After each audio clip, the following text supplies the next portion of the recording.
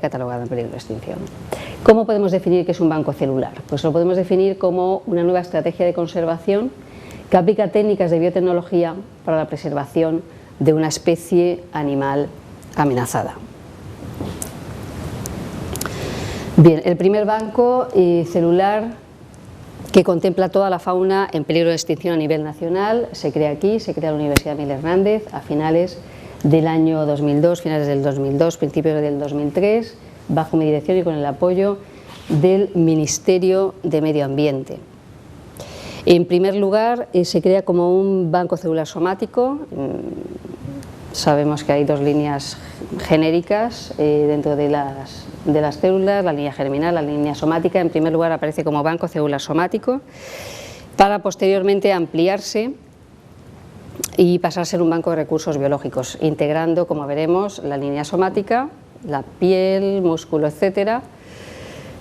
Ahora os recordaré, empieza como banco somático porque en el año 2002, precisamente 2002-2003, si os acordáis de la tabla que acabamos de ver del lince ibérico, estamos hablando de 102 individuos de lince en el año 2002. Con esa pequeña biodiversidad hay que plantearse absolutamente todas las técnicas posibles de conservación y también empieza a considerarse la posibilidad de preservar células somáticas por si es necesario realizar cloning más tarde, solo si fuera necesario, para que no nos pasara precisamente lo que pasó el año anterior, el año 2001, cuando se extinguió el bucardo. El bucardo se extingue en el año 2001, pero ya quedaba una sola hembra cuando se extingue.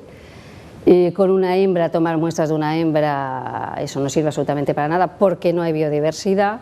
Aquí estábamos el año 2002 con 102 individuos, era imperativo empezar a tomar muestras de esa biodiversidad que quedaba, aunque fuera pequeña. Pero como os comento, posteriormente se tiene en cuenta la línea somática, la línea germinal y otros biomateriales, como veremos ahora mismo. En el año 2005 es cuando se crea realmente de forma legal el Banco de Recursos Biológicos y Genéticos del lince ibérico, mediante un convenio de colaboración entre la Consejería de Medio Ambiente, la Junta de Andalucía y la Universidad Miguel Hernández. Lo que se crea en el año 2005 es un banco de recursos biológicos y genéticos de la fauna más amenazada de Andalucía, donde el papel preponderante lo tiene el lince ibérico. No obstante, se están recibiendo muestras aquí del lince ibérico desde el año 2003. Pero el marco legal se crea un poquito más tarde. Bien, ¿cuál es la finalidad del Banco de Recursos Biológicos y Genéticos del lince ibérico? Lo concreto, en el lince ibérico, aunque se creó en un principio para toda la fauna catalogada en peligro de extinción a nivel nacional, y tenemos muestras de muchas especies, de todas las comunidades autónomas, menos del oso pardo, por ejemplo, no tenemos, de Asturias, pero del resto tenemos de todas.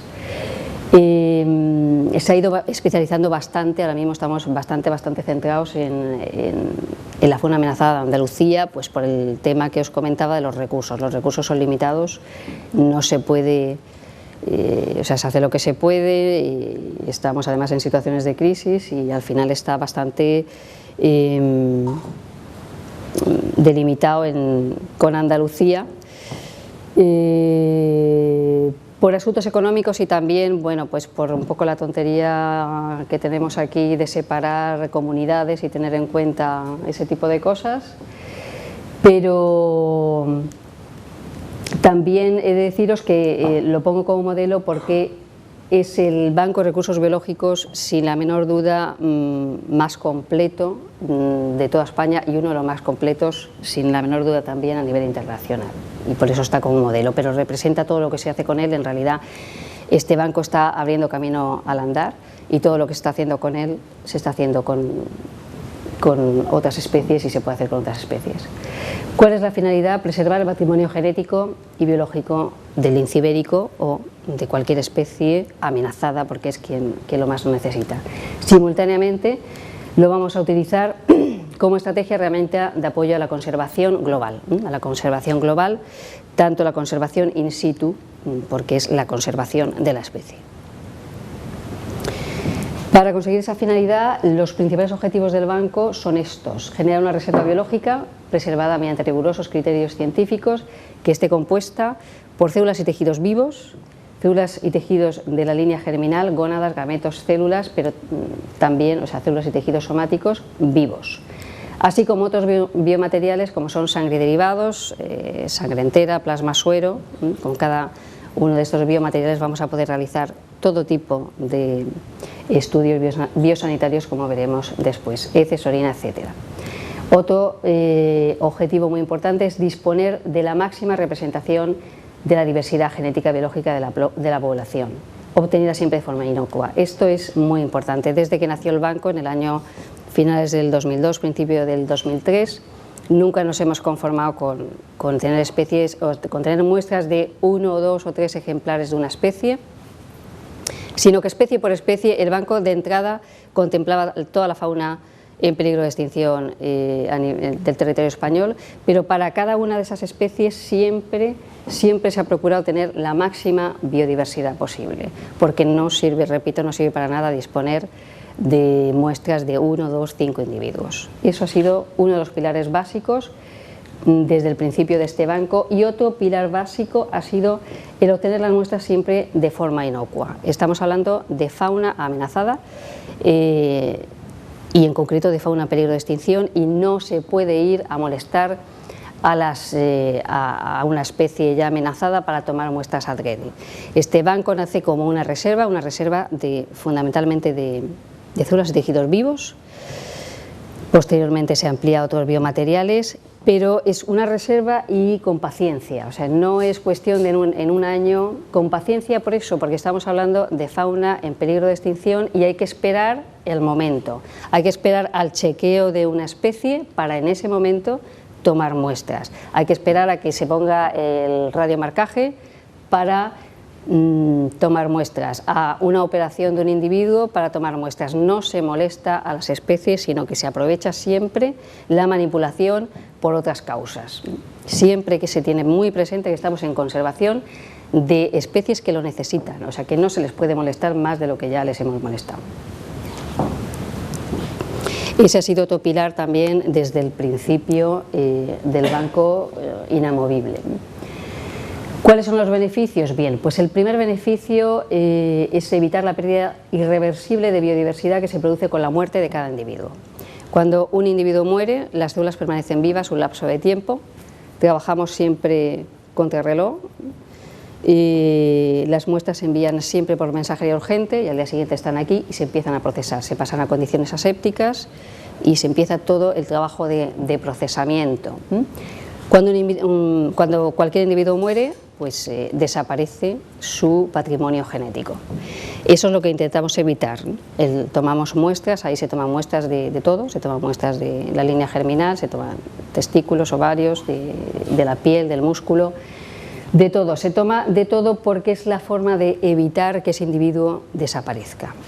Y además preservamos las células vivas. ¿Qué otro beneficio? Pues disponer de un abanico de muestras que por ese principio básico desde que se creó el banco, el contemplar siempre disponer de la máxima biodiversidad posible, pues vamos a tener un gran abanico que refleja una fracción importante de la biodiversidad presente poblacional, tanto biológica como genética. Y este gran abanico de muestras puede ser necesario, se deja todo preparado para utilizarlo en el momento necesario. Esas muestras las vamos a utilizar cuando sea necesario para obtener individuos por biotecnologías reproductivas o para realizar cualquier tipo de análisis biosanitario, ya sea de naturaleza genética, como epidemiológica, bioquímicos, población linfocitaria, anticuerpos, hormonas sexuales, parásitos entéricos, etc. Cualquier tipo de estudio biosanitario encaminado siempre hacia la conservación del individuo. Deciros que en el lince ibérico en el lince ibérico desde luego no se hace nada, nadie puede hacer nada por libre, está todo tremendamente consensuado, por eso cuando digo necesitamos disponer de todo lo necesario para en el momento que se precise poder intentar obtener individuos por biotecnologías reproductivas o realizar cualquier tipo de análisis. Cualquier tipo de análisis o el intentar obtener individuos por cualquier tipo de biotecnología requiere de un consenso, que además es una locura, ¿eh? O sea, es un consenso... o sea, las reuniones con el INCE siempre son bastante complicadas, pero sí quiero que quede claro que nadie podemos hacer nada de forma individual. Cualquier tipo de análisis requiere de un consenso y de una aprobación por parte de una comisión bastante grande. Bien, ya os he comentado básicamente cuáles son las muestras que recibimos. Las muestras biológicas que recibimos, aquí lo que se hace es un procesamiento previo y después una criopreservación a menos 196 grados centígrados cuando se trata de tejidos y células,